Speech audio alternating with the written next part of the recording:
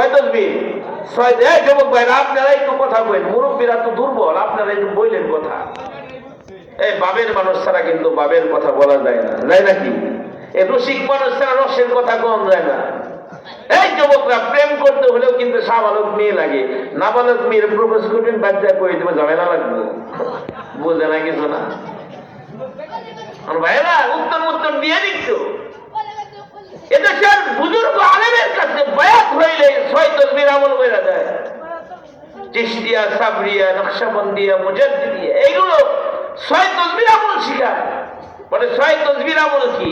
বলে প্রতিদিন 100 বার করবা সুবহানাল্লাহ, 100 বার আলহামদুলিল্লাহ, 100 বার আল্লাহু আকবার, 100 বার লা ইলাহা। দেখছেন এই যে আমার বাজানরাই জোরে কয়, যুবকরা তোমরা কি না খাইছো না বেশি? 100 বার লা ইলাহা ইল্লাল্লাহ। কেমনে পারবো? মক্তব তো বন্ধ হয়ে গেছে এখন। আমরা যতটুকুনি পড়ছি মক্তবে, এখন তো মক্তবের দরজা তালা লাগছে। সকালবেলা কিন্ডার গার্ডেনে মায়ের দৌড়ায়, আছে না নাই? একবার শহর থেকে শুরু করে গ্রামের মধ্যে, ওজপড়া গায়ের মধ্যে পর্যন্ত কিন্ডার গার্ডেনে আয়া পড়ছে। ফজরের নামাজের পরে রাস্তায় কথা ভাই কেন রে বেরার আমার কাছে না না না বেরোতে দেবো না, এমনি কইছি আর কি, বই দেখাইছি ভাইরা। এই যে 6 তসবিহ আমল বলে, তারা বানায় বলে না, কোরআন এবং হাদিসের আলোকে বলে। সুবহানাল্লাহ বলে, আরো জোরে কোন সুবহানাল্লাহ। সহিহ হাদিস আছে, একবার কেউ যদি সুবহানাল্লাহ পড়ে, তার জন্য তার নামে জান্নাতের মধ্যে একটা গাছ লাগা যায়।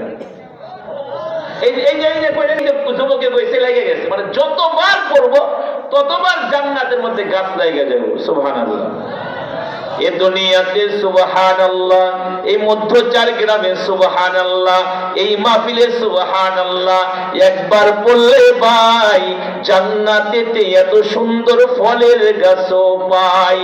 জান্নাতেতে গাছের গোড়া উপরেতে রয়, নিচের দিকে ফল জ্বলিবে মুমিনেরা খায়।